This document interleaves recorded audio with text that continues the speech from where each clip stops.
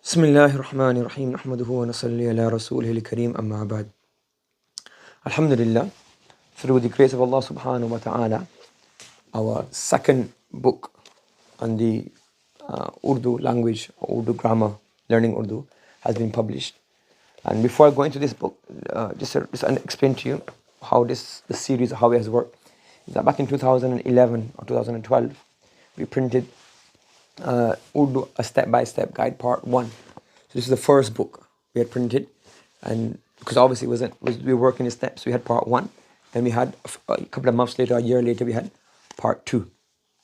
Once these two were finished, then we put them together as one book to make it easier. Everything's available in one, so the whole thing became Urdu, a step-by-step guide, and it was available as one whole book.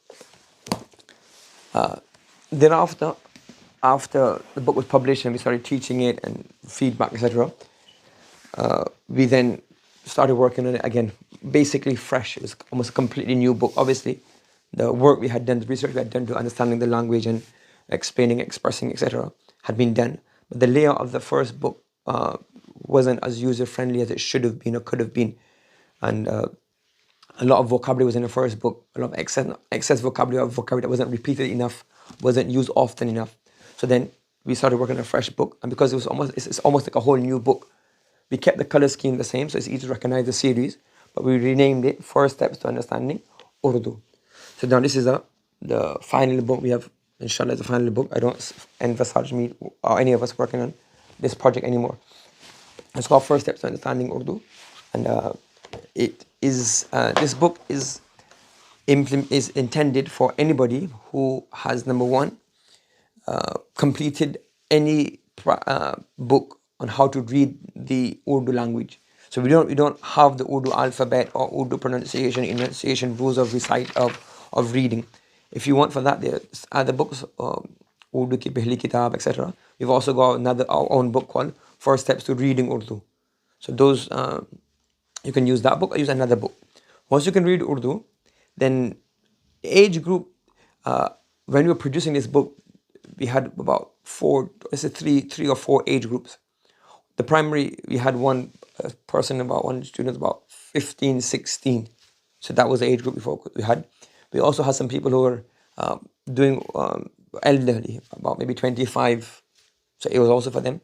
We also had a few kids from 7, 8.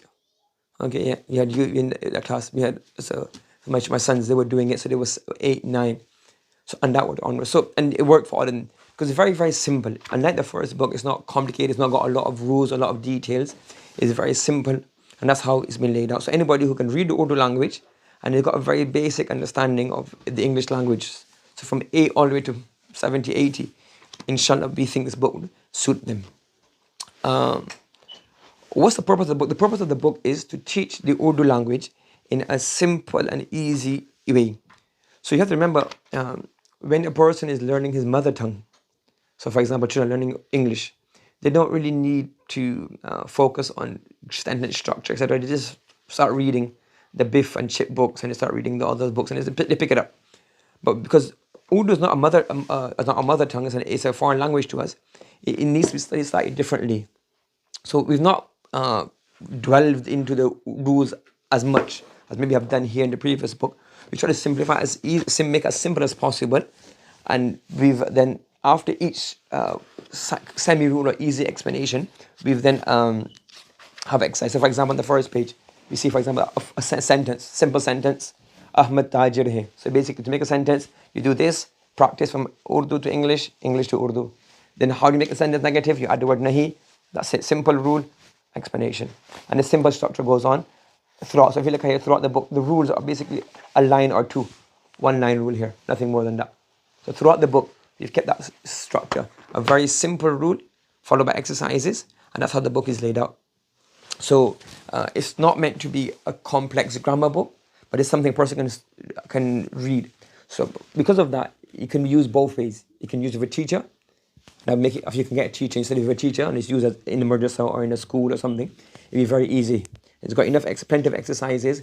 Vocabulary is not too much. We try to make it moderate, and the vocabulary as comes, you repeat it over and over as much as possible within the book. So the vocabulary is then repeated, and therefore it sinks into the mind. It can also be studied individually, if a person has enough zeal and he has enough, it doesn't even have to be too much ability, just moderate ability, and he can read Urdu. The rules are very, very easily and simply laid out. It shouldn't be an issue for self-study. The next question that possibly could be asked is it made for GCSE or A level?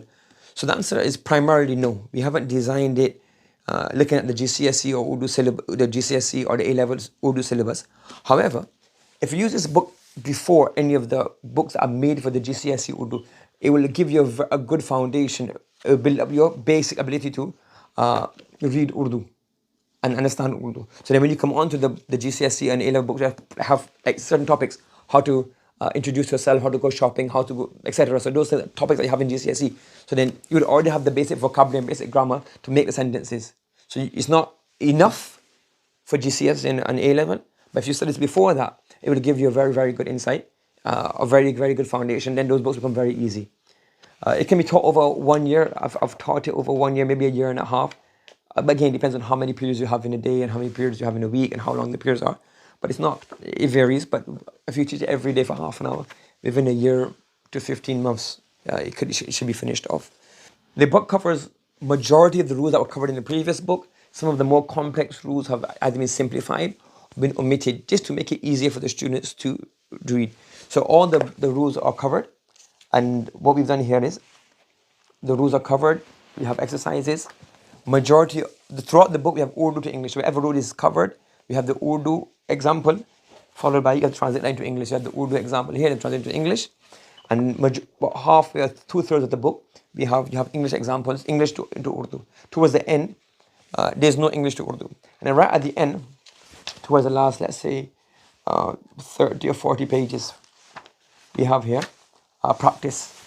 So we've taken stories from different books, different levels, and just so you can get practice reading and seeing how Urdu has been written. So from other books, we've taken passages and explained it so that students can get familiar with the Urdu language. Okay. Got here about 50, 60 bit of practice. And that is the structure of the book. The book is available. The cost of the book is £10, and the list of retailers is mentioned on our website, alqalaminstitute.org. If you Google it, you'll find it there, and you have the publication section. You will see a list of retailers who sell our books.